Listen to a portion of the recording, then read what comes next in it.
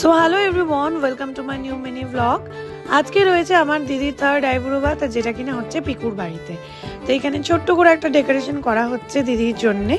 আর কাকিমা একদম পুরো টেস্টি টেস্টি রান্না করে ফেলেছে, যেগুলো প্রত্যেকটাই দেখে ভীষণ খেতে ইচ্ছে করছিল।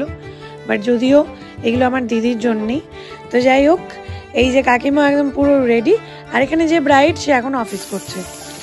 তো অলমোস্ট সমস্ত রান্না কমপ্লিট। আর এখানে একদম পুরোপুরি সাজানো হচ্ছে। দিদির সমস্ত ফেভারিট আইটেমগুলো কাকিমা করেছে, যেমন লুচি। ও লুচি খেতে ভীষণ ভালোবাসে, তার সাথে চিকেন, মানে আমার দিদি মাটন খায় না। তো এই দুটো ওর ফেভারিট। আর আরও একটা জিনিস কাকিমা দিয়েছিল, সেটা হচ্ছে চা। মানে আমার দিদির লাইফের সব থেকে ফেভারিট জিনিস হচ্ছে চা।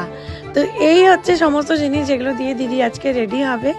ভীষণ সুন্দর লাগছে ওকে দেখতে, বাট ও ফটো তুলতে একদমই পছন্দ করে না। So wait for part 2 and thanks.